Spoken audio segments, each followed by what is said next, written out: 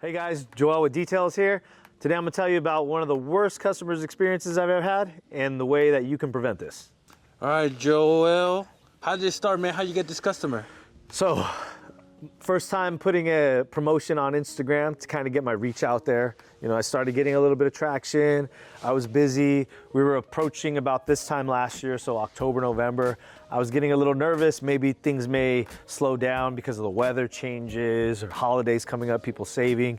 So I put a promotion out there on Instagram. Just making sure promotion, Instagram ads. Yes, Got yes. So put it out there, you know, a little bit of my work. People were, you know, getting, you know, DMing me, sending me messages, texting, you know, going to my website. I thought it was great. You know, I was starting to get all this attention from clients I didn't know. Tons of views, tons of likes, you know, because it was a video that I put up. Thought everything was great. I get this client reach out to me. Hey, I saw you. You know, I saw a promotion on there for you, a paid ad. I want to book you. Get to the location, see the inside of the vehicle. It's a newer Honda Accord, beige interior. Probably about 2018 or 19, but the thing was thrashed. You know, beige interior. Every surface on that vehicle had either scratches or stains, everything from the headliner to the floors to the seats. There was everything from, you know, small pet hair to old food to spills on the seats, you know, just heavy soiling. So at this time I have two guys with me. I have somebody training on site, and then I have a colleague that had been with me for about a year. So we were all pretty well versed, and as well as myself. So we're pretty well versed in what we're doing. And we pull out the extractor, the steamer, we pull out every method known to detailing. What job was it? What It was just an interior detail. Interior? Yes, interior. Not even detail. outside? There was no outside. It was just interior detailing. Did the outside need work too, or The not? outside did need some work. But this guy was like, just focus on the inside. Yes. Because I told him the time that we would take to do the interior itself. Because the interior I estimated about a 3-hour job, and it took that full 3 hours that we estimated. So we cleaned everything. You know, floor mats, the carpeted seats, you know, extracted, steamed. We did rounds and rounds and rounds because stains kept coming back up.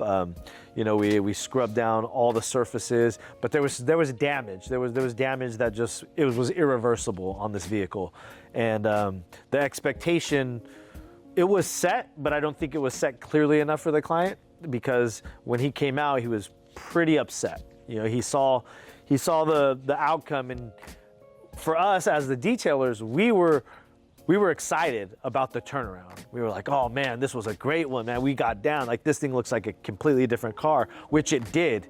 It went from, you know, say, I don't know, it was say a 10 is brand new condition.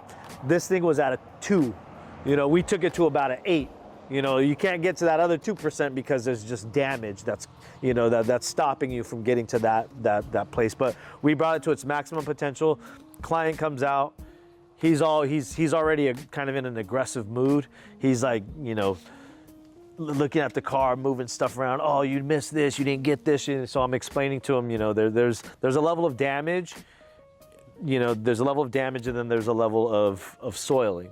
Soiling we could take care of, most of it, unless it's set in stains, ink, you know, certain drinks or certain types of materials you can't clean. You know, it's just done. You know, if you scratch a plastic door panel really deep, there's nothing you could do. So we're explaining all of this. He gets upset, and he's already in this heightened state of just upset. So we tell him that we need to discuss the pricing. You know, we need to figure out what's going to make him happy. I want him to leave happy. I want to make sure that we gave the best service. So pretty much, he was upset. He was pointing stuff out, and you mentioned he didn't want to pay full price. Yes. Yeah. At that point, I told him, I said, you know what? I said, if you're unsatisfied, we can just leave now. Don't even worry about it. You know, if you want us to do it again, we can do it again. You know, if you want to stay, I think in his mind, he didn't think that we put in all the effort that we possibly could have. And the reason he thinks that is because he told you he was a detailer. Yes. And based on what you've told me, it made it sound like he could have done a better job. And my question is, why didn't he do a better? You know what I mean? Yes. Do you think he was faking it, putting on an act to get a discount? So I think part of it was, but I think maybe he did kind of, dib and dab into it a little bit. A lot of people do, because he's like, oh, I even have an extraction machine up there. That's better than yours. That I could have, I could have did that. Well, or you could have asked me to use mine, and it was just, at that point I was like, okay, well, why am I even here?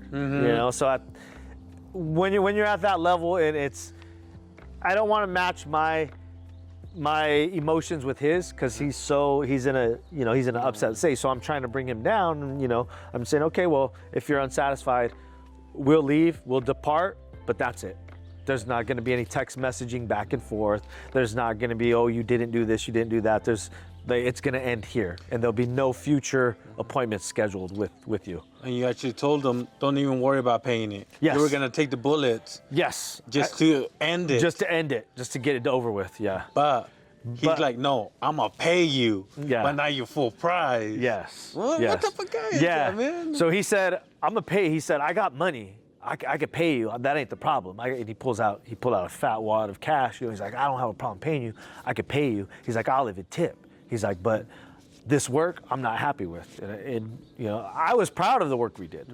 And so I ended up coming to the conclusion. I said, you know what? Just pay what you feel the service is worth.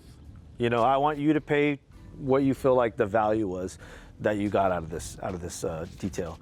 So how much did he pay you again? He ended up paying me $130, and we packed up and we were out of there. And I said, you know what, this is, and as soon as I got into the car, I told my guys, I said, you know what, I'm sorry you guys had to see that. I'm sorry you had to be a part of that. This is business. Sometimes you're gonna get clients that are like this. And a lot of the times it's because of outside things. It's not even necessarily about the car. He could have been, I don't know what was going on in his life, So at that point, it was just pretty much, we took the loss. It bothered me for quite some time. I put everything I have into this. This is my business. This is my livelihood. And then you also, the back of my mind, I'm like, okay, well, he found me on Instagram. I don't want him to be putting any bad reviews or anything out there, or talking down on the service. So I wanted to make sure if he did reach out that, I kept my integrity intact and I kept my professionalism intact. But it was, it was the worst experience I had ever encountered in this line of work, and that was the only one.